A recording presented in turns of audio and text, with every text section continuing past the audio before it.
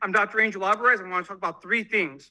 First, the Student Safety and Code of Conduct needs to establish best practices for those who are victims of sexual assault and violence. You give a rubric of different options to discipline children who transgress, which is needed, but we need better accountability to make sure it's universally applied. But we can't forget about the students who are the victims of abuse and assault in our schools. Violence is prevalent. We hurt people who look like us. We need to establish better policies to make sure we have the services and support that those who survive abuse and violence by the hands of their classmates have. We need to make sure we're not violating Title IX and provide resources for the students that need it. I also want to point out the severely flawed study that CPS, again, keeps referencing and championing.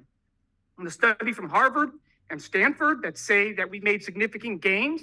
If you look carefully, you can see that data. If you look at the grade equivalency, you can see that large range between districts isn't plausible. You can also look at the second figure that shows, for some reason, CPS, according to Stanford and Harvard, had more learning loss in 2018. In fact, 3 times more learning loss in 2018 than the entire pandemic.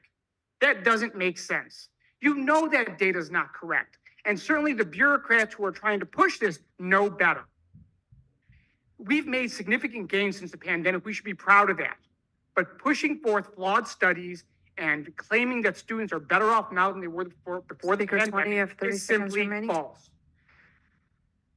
You can show the reading equivalencies by different subgroups. Also, does not accurately reflect the reality. But one thing does seem to be consistent with my analysis. Latino students are making less gains than others. And this is, I would attribute to the lack of funding for Latino serving schools. Those schools get significantly less funding relative to other schools in CPS. We need more equity, but we also need accountability and transparency with the budget. Please release a budget, please be transparent, and please establish best practices. Thank you so much. Thank you. Thank you for your comments.